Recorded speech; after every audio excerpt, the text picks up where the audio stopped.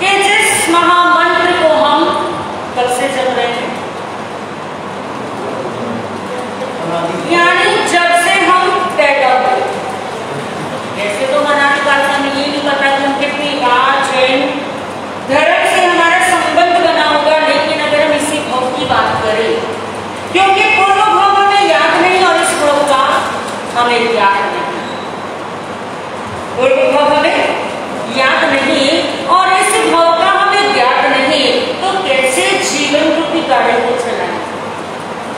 तो हमें ज्ञान देना है इस भाव में और इसे जन्म में, यानी हम नवकार मंत्र को तब से श्रवण कर रहे हैं जब से हमें बोलना भी नहीं आता, जब से हमें समझना भी नहीं आता, यानी हम छोटे से बालक थे, नवजात शिशु थे, हम पैदा हुए थे, हमें 2-4 घंटे पैदा हुए हो चुके थे, हमारे दादा दादी, हमारे नाना नानी, हमारी माता, हमारे पिता या कोई और भी हमारी परदादी, जिन्होंने हमें गोद में लिया और गोद में लेकर हमें दुलार करा और दुलार करके क्या सुनाया? क्या सुनाया? नवकार मंत्र।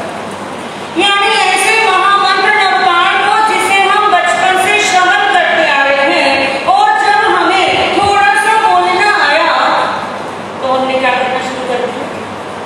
पढ़ना भी शुरू कर दिया, और आज हम इसे पढ़ते जा रहे हैं। हमें पढ़ते पढ़ते कितने वर्ष बीत गए, कितने साल बीत गए? महाराज हो गए किसी को 30 साल, किसी को 40 साल, किसी को 50 साल, किसी को 15 साल, किसी को 10 साल, यानी जपते जपते हमें बीतती उम्र में कितने दिन बीत गए, कितने साल बीत गए, कितने महीने बीत गए, लेकिन फिर भी हम नवकार को समझ नहीं पाए, फिर भी हम नवकार के अंदर उतर नहीं पाए, क्योंकि ये नवकार ऐसी कार है जो इस कार में बैठेगा तो उसका निराकार होना निश्चित है। जैसे आप लोग अपनी कार में बैठ गए, उस कार में बैठने पर उसके अंदर पेट्रोल भी है, ब्रेक भी ठीक है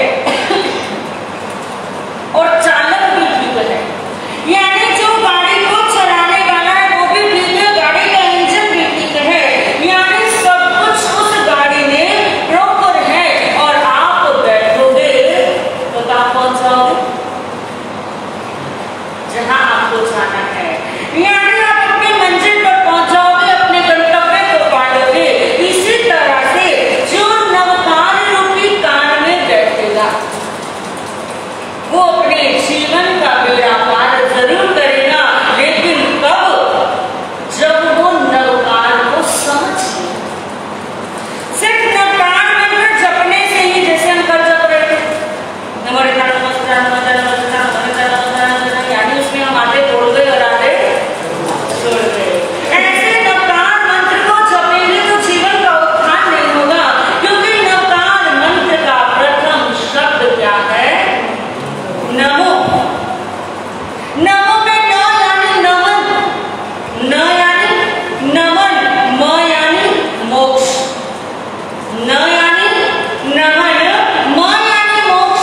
नमन करने से ही, सिर्फ नमन करने से ही हमारे मुक्ति के द्वार खुल जाते हैं। सिर्फ आपको नमन करना होगा। कैसे? न यानी नत, म यानी मस्तक, न यानी नत, म यानी मस्तक।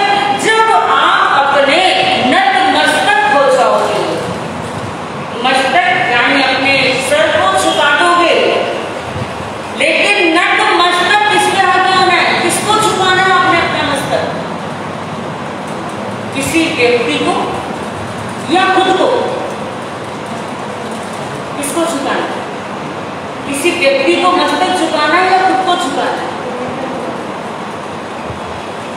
कहते हैं आज इंसान को कुछ भी ढूंढना हो तो कहाँ ढूंढ लेता है?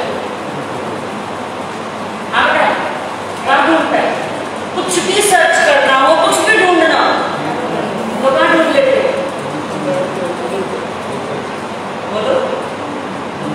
गूगल पे यानी आपको कुछ भी ढूंढना है गूगल पे ढूंढ लेते हो, लेकिन खुद को ढूंढना है तो क्या अपने आप को गूगल पे ढूंढ पाए?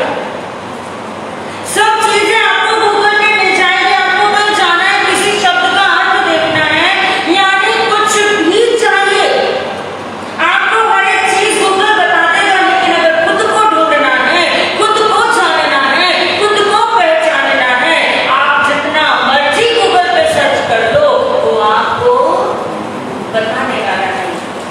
तो इस तरह से नतमस्तक आप दुनिया के आगे होगे तो वो होते रहोगे, लेकिन जहां नट यानी नम जाओगे, झुक जाओगे, अपने कर्मों को अपने आगे झुका दोगे तो आपके जीवन का उद्धार होना निश्चित है।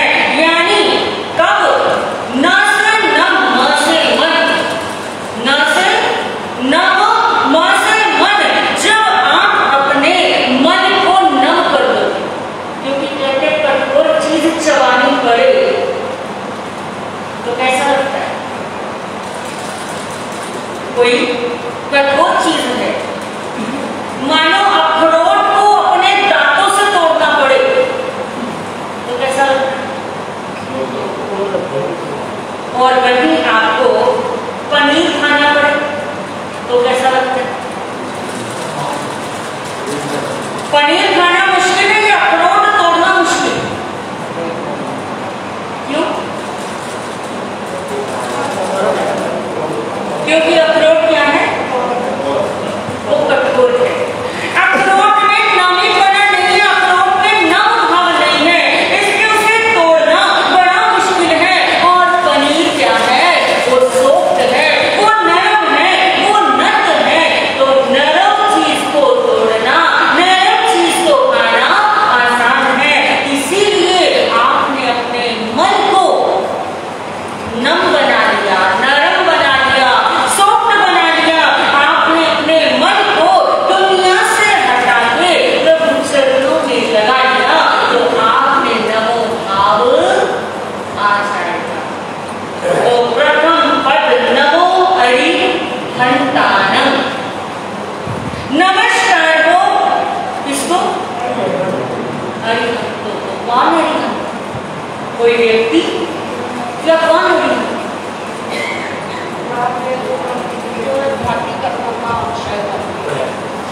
हाँ जी। और अरिहंत किसको कहते हैं? अरिहंत किसे कहते हैं? आप लोग तो इतने सालों से जप रहे हो ना। नकार मंत्र यानी नमो अरिहंतानम, अरिहंतों को नमस्कार। तो अरिहंत है क्या?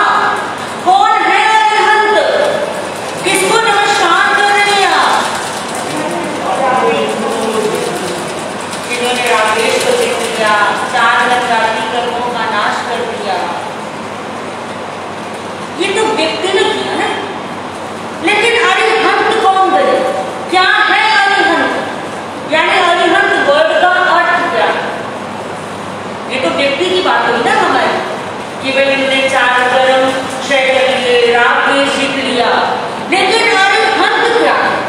कांची प्रधान जी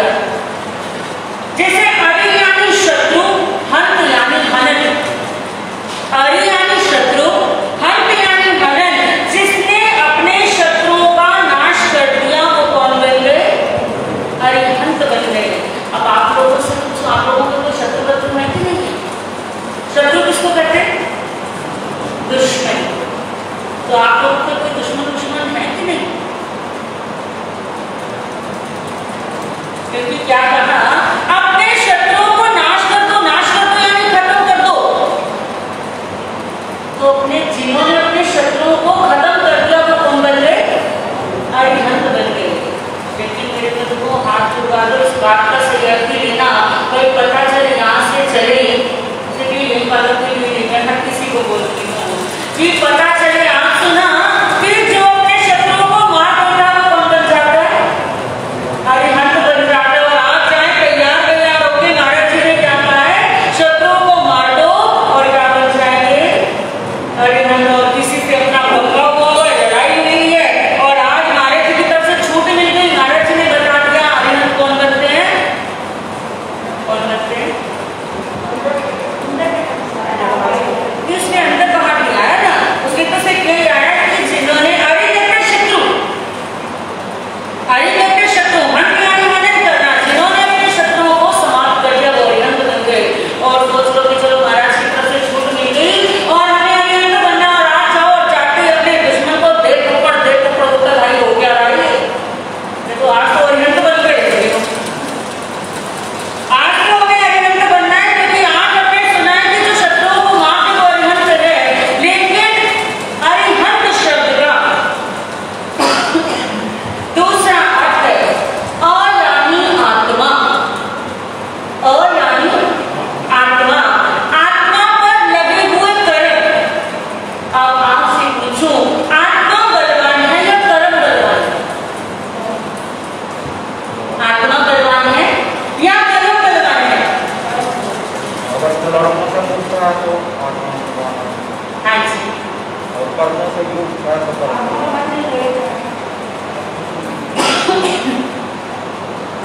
कहते हैं अगर हम बाहरी दृष्टि से देखें, दुनियावी दृष्टि से देखें तो हमारे